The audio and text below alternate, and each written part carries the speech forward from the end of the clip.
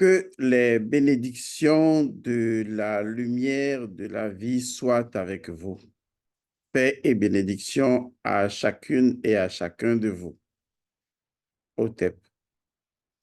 Voici votre troisième leçon de sorcellerie. Je mentionne que c'est le premier niveau et il y a des étapes que vous devez d'abord maîtriser. On dirait que nous sommes un peu comme en introduction. Nous avions posé les bases élémentaires de la sorcellerie véritable. Ensuite, nous étions passés à la première et à la deuxième leçon.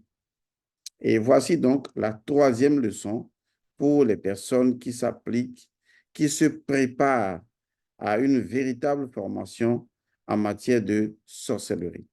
Prenez donc ces capsules comme un cadeau de ma part pour vous permettre justement de vous apprêter à des choses plus sérieuses qui vont arriver. Il y aura également dans un futur proche des formations sur l'oracle ou le Fa dans la dimension de la spiritualité ancestrale, dans son authenticité, dans son originalité en matière donc de l'oracle. Cela vous permettra de travailler vraiment en tant qu'intendant des dieux. Je sais de quoi je suis en train de parler. Alors, en quoi consiste votre troisième leçon?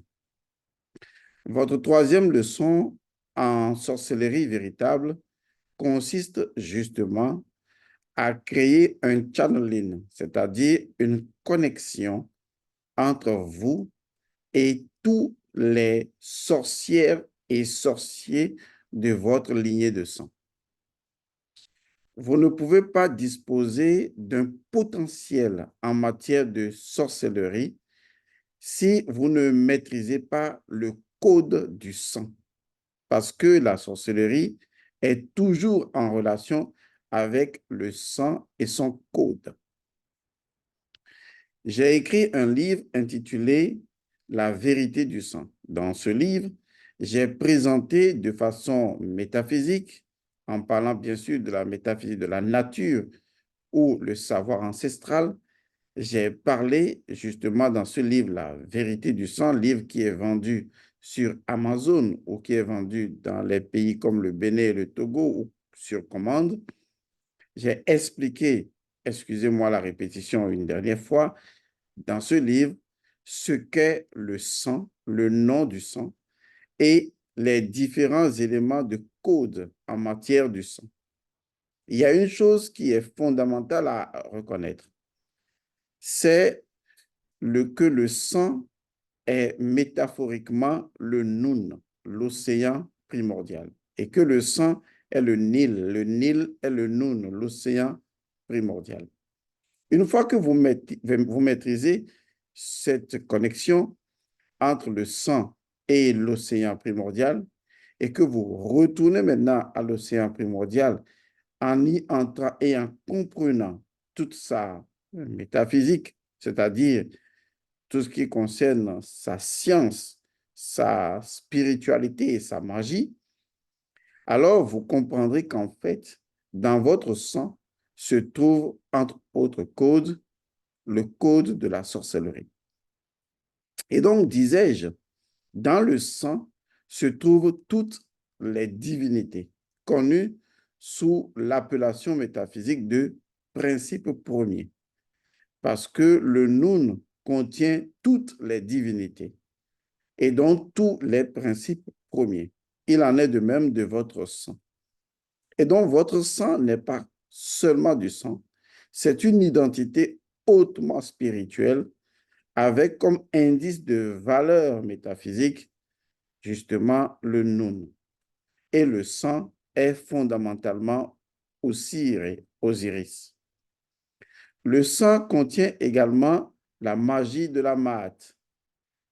Et j'ai expliqué tout cela dans la vérité du sang et vous montrer jusqu'à quel point vous êtes liés à des forces, à des divinités, à des entités, à des esprits de votre sang et de votre lignée de sang et comment vous devez pouvoir travailler avec. Vos ancêtres sont également dans votre sang, sous forme d'énergie ou de mémoires ancestrales. Mais c'est beaucoup plus complexe que ça, surtout quand on rentre dans la compréhension fractale des choses. Mais ce que je voudrais vous expliquer, c'est que vous avez besoin du code du sang pour pouvoir justement vous connecter à tous les ancêtres qui ont véhiculé l'énergie de la sorcellerie et de la magie. Dans chaque lignée de sang se trouve une lignée, d'accord, une sous-lignée, une sous-généalogie de sorcières et de sorciers. Il est indispensable de comprendre que dans une famille, il y a forcément une sorcière. Il y a forcément un sorcier. Chaque famille est décomposée en structures énergétiques et des positions sont occupées par des individus. Mais avant que les individus n'occupent des positions, ces différentes configurations énergétiques à l'intérieur présentent en fait des statuts que chaque personnalité de la famille occupe. Ceci permet l'équilibre d'une cellule familiale et donc dans cet ensemble d'énergie ou de statuts se trouve évidemment l'énergie ou le statut de la sorcellerie ou de la magie. Et cela est occupé forcément par un individu. Et donc, ça peut être une femme, ça peut être un homme, mais à un moment donné, eh bien, chaque membre de la famille devant jouer un rôle compte tenu de sa position dans la configuration hiérarchique de l'énergie de sa famille, eh bien, il y a également une personnalité qui devra jouer le rôle de la sorcière. Et donc, la sorcière est en fait avant tout un statut hiérarchique au sein d'une famille. Il fut un temps, on parlait beaucoup plus de chaman, on parlait beaucoup plus de guérisseur. Est-ce que vous voyez? Ou on parlait également du guérisseur du village. Et donc, c'est lui qui occupe dans le statut du village, dans l'organigramme du village, le statut de la magie. Car dans l'organigramme d'un village ou d'une cité en miniature, il y a des statuts ou des positions que chacun occupe. De la même manière, dans la famille, chacun occupe une position donnée et la position ou le statut de la sorcière ou de la sorcellerie, de la magie, eh bien, ne peut jamais rester vacant. D'ailleurs, lorsqu'on fait les cérémonies, comme par exemple la dot, où on fait la dot à une femme en donnant un certain nombre de choses aux oncles, aux tantes, aux parents et tout ça, même aux divinités, aux entités ou à la divinité tutélaire de la famille, on n'oublie jamais d'aller donner la part de la sorcière.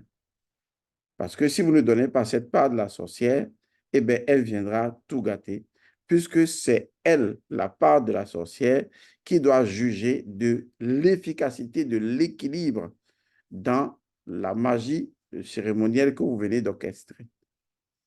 Donc, la sorcellerie est toujours une affaire de sang, parce qu'il existe dans le sang le code initial de la force de la magie et de la sorcellerie devant être occupé par des individus, des personnalités qui sont naturellement vos ancêtres.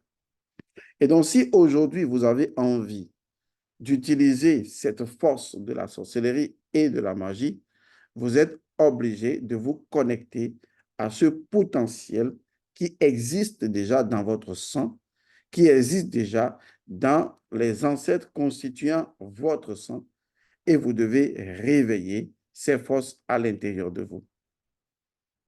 Ceci est capital. Autrement, vous n'aurez pas de connexion à l'intérieur. Vous ne serez pas connecté. Vous devez donc, dans cette troisième leçon, appeler tous les ancêtres ayant pratiqué, ayant détenu, ayant fait de la sorcellerie et de la magie. Oui, vous pouvez appeler les ancêtres spécifiques. Vous voyez, on les appelle des ancêtres spécifiques, par exemple. Tout comme je peux appeler des ancêtres guerriers, si je veux, et c'est distinct d'autres formes d'ancêtres. Mais là, dans ce cas d'espèce, sans juger du bien et du mal, c'est ce que je suis aujourd'hui en termes d'éthique et de morale qui compte, étant donné que j'ai besoin d'un potentiel. Or, ce potentiel vient forcément de mes ascendants. Vous voyez? Alors, je dois forcément me connecter à ce potentiel. Ce potentiel est constitutif de la lignée de mes ancêtres qui ont fait donc de la magie et de la sorcellerie. Il y en a toujours. Il y en a aussi bien dans ce monde que dans le monde spirituel. Donc, votre troisième leçon consistera justement à appeler, à vous connecter à ces ancêtres spécifiques avec l'indication précise qu'il s'agit d'ancêtres ayant pratiqué la magie et la sorcellerie, pas les autres, des ancêtres spécifiques. Cela vous permettra de ne pas vous sentir seul, c'est un fait, mais cela vous permettra également de créer un lien dans la lignée. Le lien a toujours été là. Il attendait simplement d'être activé. Une fois que vous l'aurez activé, vous disposerez donc au fond de vous de la présence de ce potentiel constitué de tous vos ancêtres ayant pratiqué et la magie et la sorcellerie et auquel ce potentiel, auquel, pardon, vous pouvez vous connecter et à l'intérieur, aller rencontrer vos ancêtres sorcières et sorciers. Vous ne pouvez pas être aujourd'hui détenteur d'une énergie de sorcellerie. Vous ne pouvez pas activer votre énergie de sorcellerie. Vous ne pouvez pas progresser dans votre culture de la force sorcière si vous ne vous reconnectez pas pour faire partie de la lignée consciente active comme un élu, si vous ne faites pas partie de la lignée consciente de tous ceux qui, dans votre famille, ont fait preuve de l'art sorcier. C'est ça ce que vous devez faire. Alors, c'est là que vous allez me demander, Monsieur Godson, comment on peut y arriver. J'ai écrit un livre intitulé Sangha. C'est un livre extraordinaire, c'est génial. Vous trouverez ce livre sur Amazon. Dans ce livre, à la fin, dans l'addendum, j'ai présenté le processus intégral. Et je le répète, j'ai expliqué le processus intégral qui permet à un individu lambda de se connecter à tous ses ancêtres sorciers. Je dis et je le répète, dans le livre Sangha, à la fin de cet ouvrage, dans la partie addendum, j'ai présenté de façon détaillée comment est-ce qu'un individu peut se connecter à ses ancêtres spécifiques, notamment ses ancêtres ayant pratiqué, ayant détenu, ayant fait de la magie et de la sorcellerie. J'avais déjà fait ce rituel en présentiel sur Paris et j'ai refait ce rituel également sur Lomé. Et beaucoup de personnes qui avaient déjà eu le livre avaient tenté de se connecter à leurs ancêtres. Et peut-être en le faisant juste comme un scientifique, mais ils ont été émerveillés, ces individus, ils ont été connectés à leurs ancêtres sorciers. Il y en a même qui ont eu des noms, qui ont eu des révélations, qui ont revu même l'histoire véritable. Car il y a l'histoire qu'on lit dans les livres ou qu'on vous a contée, et surtout à propos d'une personne, et l'histoire que vous vivez lorsque vous rentrez dans la peau d'une personne, et les ancêtres sont capables de vous faire entrer dans leur peau. Et donc, ce livre est formidable parce que, hormis le fait de présenter le pouvoir de la vie, vous voyez, le pouvoir du Noun, le pouvoir d'un certain nombre de connaissances, ce livre, à la fin, vous permet justement d'activer le potentiel de votre énergie de sorcellerie et de pouvoir en disposer. Pourquoi est-ce que je ferai cela? Oh, en fait, je vous demanderai que vous devez le faire.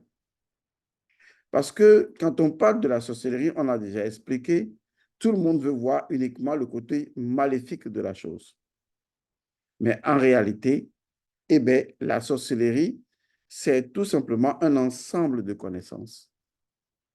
La sorcellerie, c'est tout simplement, je vais dire, le pouvoir de faire la lecture des choses invisibles et de se connecter au monde invisible, aux esprits, à des entités. C'est également le pouvoir de se connecter à son propre esprit. C'est également de la sorcellerie. De faire la lecture de son aura, de faire la lecture de ce qui est à l'intérieur de soi-même, la capacité de se guérir, de se rendre invisible, de se positionner à deux endroits à la fois, ou de voyager en dehors de son corps et de prendre n'importe quelle forme, et d'où la science de la métamorphose. Et donc, la sorcellerie est un art, c'est un outil. Maintenant, chacun en fait ce qu'il veut. Mais pour votre gouverne, si vous voulez vraiment vous protéger vous-même, si vous voulez vraiment disposer d'un potentiel à portée de main que vous allez utiliser selon votre propre paradigme éthique et moral, sans tenir compte de comment X ou Y l'a utilisé de par le passé, hein, d'accord? Ce n'est pas tous ceux qui achètent des voitures qui écrasent les gens. On est d'accord. L'essentiel, c'est que chacun sache vraiment quelle est sa vision et ce qu'il veut faire concrètement de sa vie et de ce potentiel. Mais vous devez rendre ce potentiel disponible dans votre existence. Et pour le faire, ce potentiel, vous devez le retrouver au niveau donc de la généalogie de tous vos ancêtres spécifiques ou spécifiquement sorciers. Alors, vous pouvez également utiliser, si vous êtes déjà dans la formation Les Mannes ancestrales, vous pouvez utiliser le rituel des trois liquides. Vous pouvez vous adresser, au lieu de vous adresser à tous vos ancêtres, vous pouvez vous adresser uniquement à vos ancêtres sorciers. Et il faut bien préciser, hein, quand vous dites, par exemple, les ancêtres sorciers, certes, c'est un concept. Vous pouvez aussi le dire dans votre langue, hein. Vous n'êtes pas obligé de parler le français. Mais il y a des précisions qu'il faut apporter pour que tous les ancêtres ayant des dons spécifiques puissent être appelés parce que tous les ancêtres n'ont pas pratiqué la même forme de sorcellerie. C'est la raison pour laquelle il faut avoir une liste qui vous permet de ne nommer que les ancêtres ayant réussi. Vous voyez, ayant réussi un ou des éléments de cette liste. Alors, allons-y de façon disparate, puisque comme je l'ai dit, dans les mannes ancestrales, la formation, je vous donnerai également d'autres précisions. Alors, mettez-vous à votre table, prenez une feuille blanche et un stylo. Ce n'est pas forcément quelque chose qu'on va faire maintenant tout de suite, mais que vous pourriez faire vous-même quand vous êtes seul. Posez-vous juste la question de quoi un sorcier est capable ou fondamentalement de quoi une sorcière est-elle capable. En fait, vous devez faire la liste des capacités d'une sorcière. C'est comme si je vous demandais de dessiner une sorcière et de mettre à côté toutes ses capacités. Ce que nous savons, c'est qu'il y a des capacités de base, des pouvoirs de base que le sorcier ou la sorcière doit avoir. Le premier élément que la sorcière doit avoir, c'est la capacité à sortir de son corps et à voyager en dehors de son corps dans le monde invisible sous une forme quelconque, la forme de son choix. Ça veut dire que au moment où vous êtes en train d'appeler vos ancêtres spécifiquement sorciers, vous êtes obligé de citer cette information. Est-ce que vous voyez? Vous êtes obligé de citer cette information. Parce que si vous ne citez pas cette information, peut-être ce n'est pas, je dis, hein, il peut arriver que dans votre lignée, une sorcière ou un sorcier ne soit pas parvenu à cette dimension des choses, mais ait réussi d'autres choses. C'est ça ce qu'il faut comprendre. Dans cet élément, il faut notifier cela. Il faut le préciser.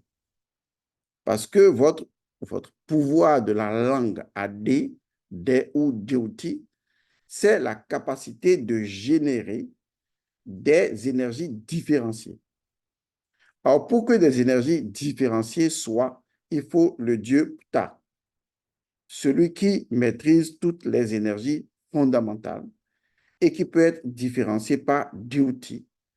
Donc, lisez le livre La vérité du sang pour comprendre de quoi je parle.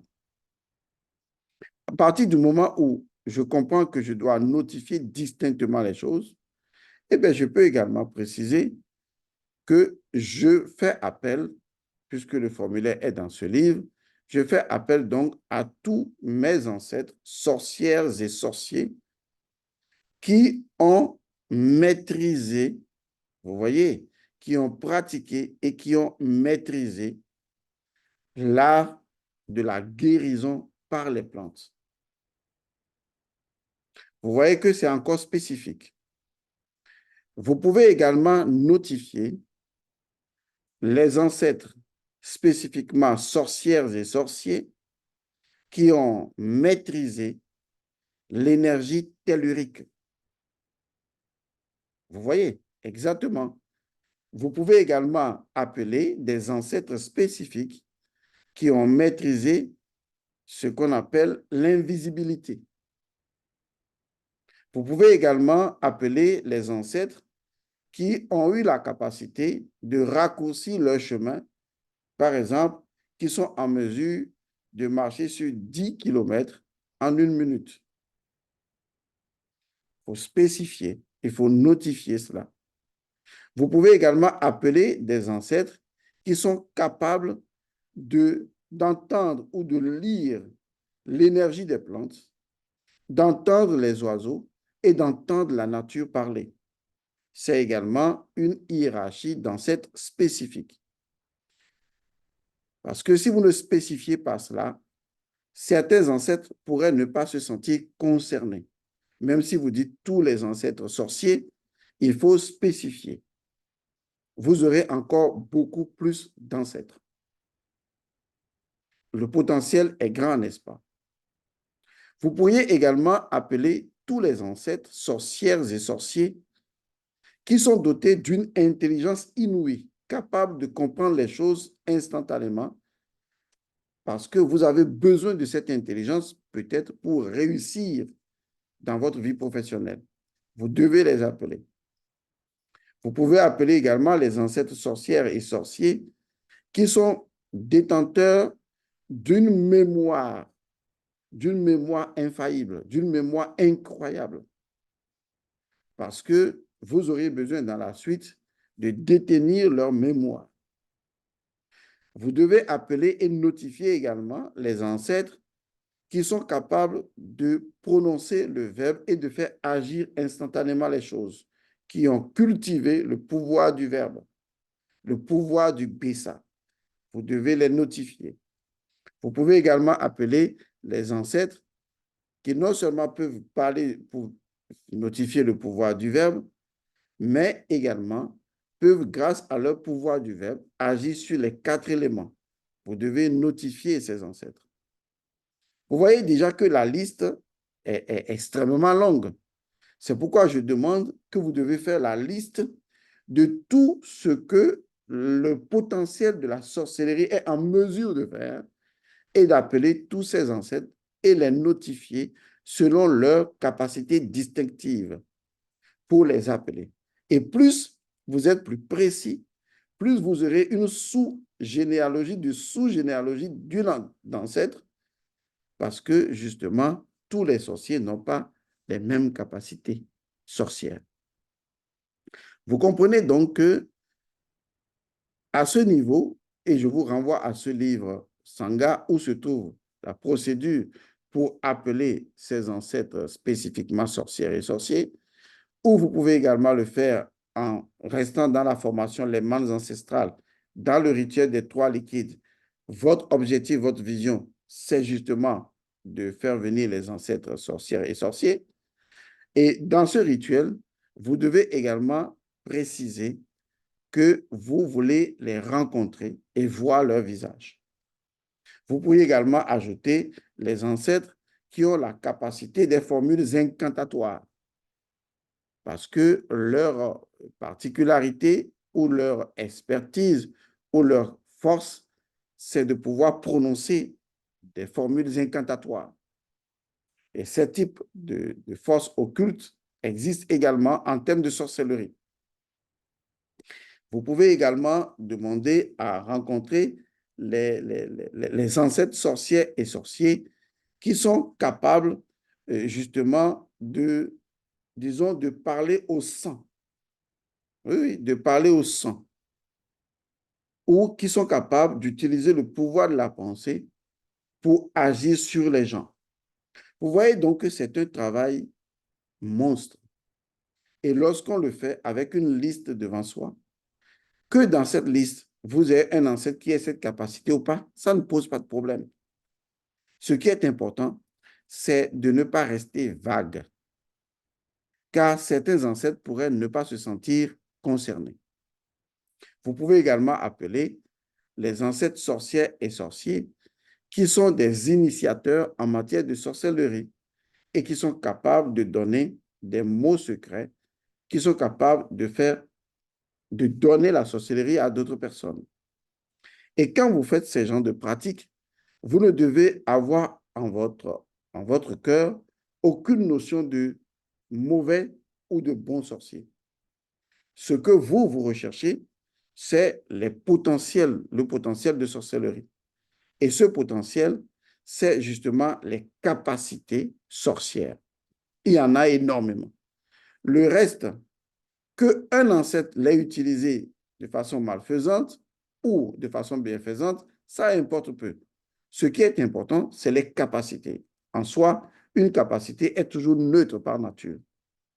Maintenant, c'est vous, votre paradigme spirituel, personnel, actuel, donc moral et éthique, qui vous permettra de savoir, oui, je le veux pour ça.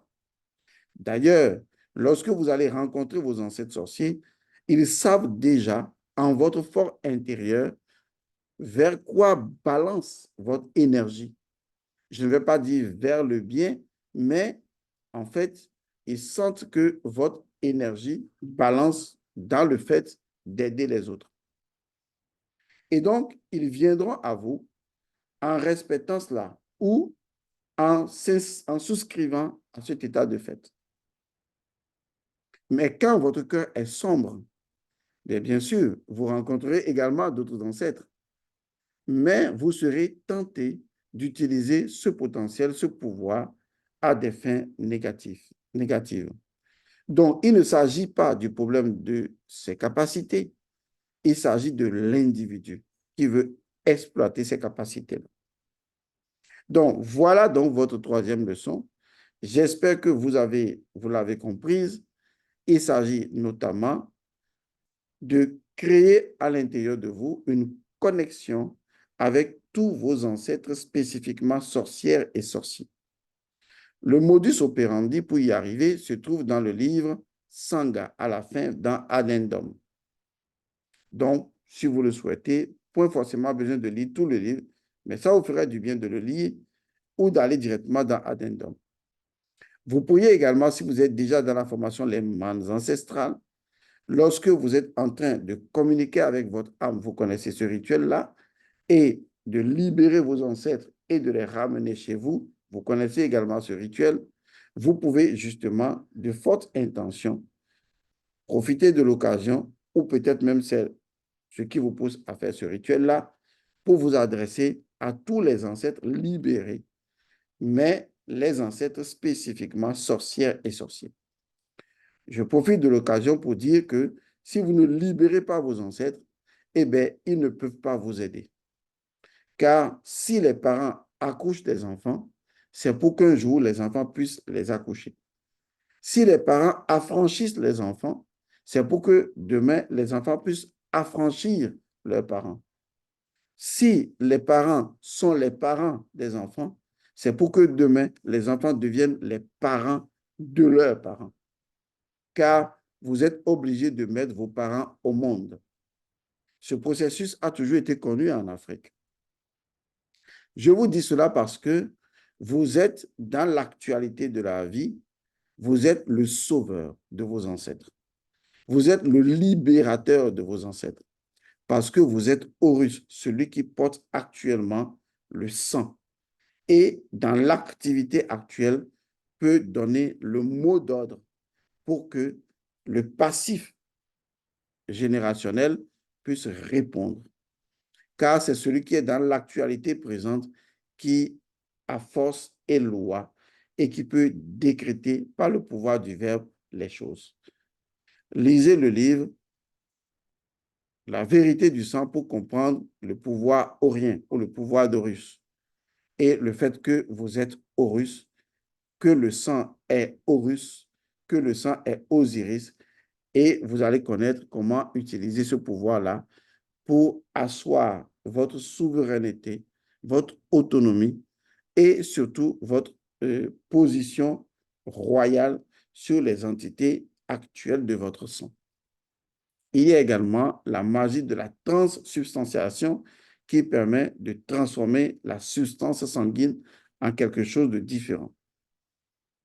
Vous voyez donc que ce soit dans ce livre ou en dehors de ce livre, je vous offre la possibilité de recréer un lien qui a toujours été là d'ailleurs entre vous et le potentiel de la sorcellerie constitué de tous vos ancêtres, spécifiquement sorcières et sorciers, et qui sont détenteurs de capacités distinctes, lesquelles vous précisez et nommez dans une liste incroyable qui vous permettra justement d'avoir la parterre d'ancêtres possibles. Maintenant, en dehors des ancêtres, il faut également appeler les divinités qui sont uniquement sorcières, les divinités à potentialité sorcière. Il faut également appeler les esprits à potentialité sorcière et appeler les entités à potentialité sorcière. C'est tout ça qui constitue en fait votre potentiel de sorcellerie. Voilà, votre troisième leçon est ainsi faite. Quelqu'un me dira enfin, mais si je fais tout ça là, quelle est justement peut-être la finalité? La finalité, c'est vous qui la décidez. Qu'est-ce que vous voulez vraiment? Il faut savoir que ce que je vous propose de réfléchir, c'est votre propre accomplissement personnel. Et dans votre accomplissement personnel, il y a la connaissance des énergies plurielles qui vous constituent. Et parmi ces énergies-là, les premières étapes, c'est justement la force de la sorcellerie. Vous avez différents ancêtres, différentes divinités, différents esprits, différentes entités, lesquelles constituent le Nun, l'océan primordial qu'est votre sang. Maintenant, reste que vous puissiez vous appliquer pour avancer. S'appliquer veut dire faire ça une fois, faire ça deux fois, faire ça trois fois, faire ça quatre fois, refaire ça encore et encore et encore et encore et encore, jusqu'à ce que vous obteniez la connexion avec vos ancêtres. Dans une prochaine capsule, on parlera de la prochaine leçon qui sera certainement liée à un nom que vous devez avoir et qui vous servira de nom par lequel vous allez vous faire valoir dans le monde de l'au-delà. Pour l'heure, je vous remercie. Je vous rappelle qu'il faut vous abonner, qu'il faut activer sur la clochette de notification et également, il faut liker, commenter. Il faut amener d'autres personnes à s'abonner à la chaîne Et aussi, si vous en avez envie, faire des dons à la chaîne pour le travail que nous accomplissons pour vous. Jusque-là, portez-vous bien. Je vous dis paix et bénédiction. Fin de la 3e leçon. Comprenne qui pourra. Vous avez 2 références. Vous avez le livre Sangha et vous avez les mannes ancestrales. Entre les deux, vous devez avoir la connaissance du livre La vérité du sang, puisque la sorcellerie est toujours liée au code du sang. Mais quand les gens vous disent oui, la sorcellerie est un code du sang, ils ne vous expliquent pas en quoi est-ce que c'est un code du sang.